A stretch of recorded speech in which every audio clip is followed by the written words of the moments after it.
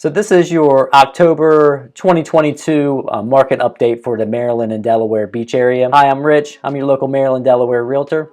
And if you need to reach out for any reason, my contact information is going to be down below. I'm going to go over a little bit of what I'm seeing in the market, go over the current interest rate and the actual stats from the MLS. So without further ado, let's hop in here and let's take a look at it.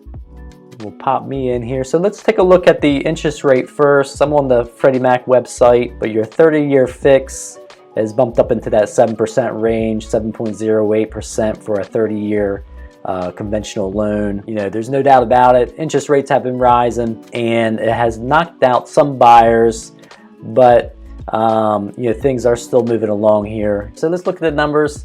Of course, on the left have Maryland or Worcester County, then on the right Delaware or Sussex County here. And let's take a look at Maryland first. We got the days on the market. We're looking, for October, it's 32 days average days on the market, which have gone up from September. And you can kind of see the trend.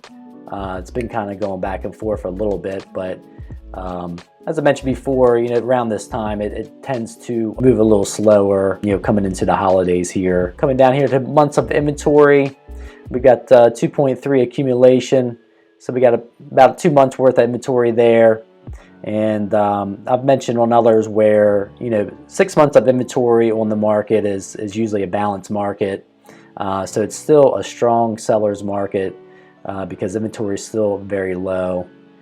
And let's look at Maryland's medium sales price here in October. So 99 units have sold, and the average or the medium sales price is $385,000, and that has gone down, and you can kind of see the trend there. So hopping over to Delaware, days on the market, we have 37 days. That's gone up, and Delaware has always been a little higher than Maryland. From versus September here in Delaware is 34, so it's creeping up a little bit. Months of inventory actually hasn't moved much over here on Delaware. It's 2.8, might as well say 3 months worth of inventory. That's about the same as last month, and the medium sales price has gone down just a little bit to $420,000.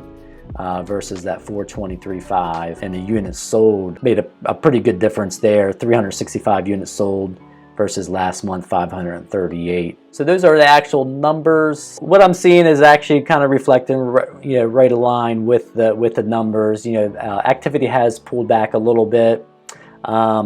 Still, settlements are happening every month, obviously, but I just helped a buyer. We settled in October on a 2-bedroom direct oceanfront unit, and that particular one had multiple offers. We put that offer in and did that deal in September, so I might have mentioned that in my previous update there. So buyer demand is still what it shows in the MLS, still steady, coming to and still high. I think mainly because that inventory is still low. So it's definitely an interesting market that we're in. So looking at the numbers, if you're thinking of selling, it's still a good time. Things start to slow down a little bit, so you might expect a little bit more days on the market like the numbers are showing. But I always say, if you're pricing right, whatever that is, market value. If not, I like the strategy that I've used in the past that works very well is actually going a little bit under market value, and some sellers are uncomfortable doing that, but what that does, it gets you more action and encourages multiple offers because the buyer demand is still high. And I found that actually brings you the highest price that way. So some of the other ones out there for buyers, there are some overpriced units out there, but not all. You can still get a deal. And I think some of these where, if they've been sitting on the market 2 months, 3 months, the sellers, if they're in the position to do it,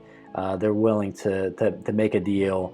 And of course, you can kind of go in and make your offer of what it's worth to you, to move forward with that.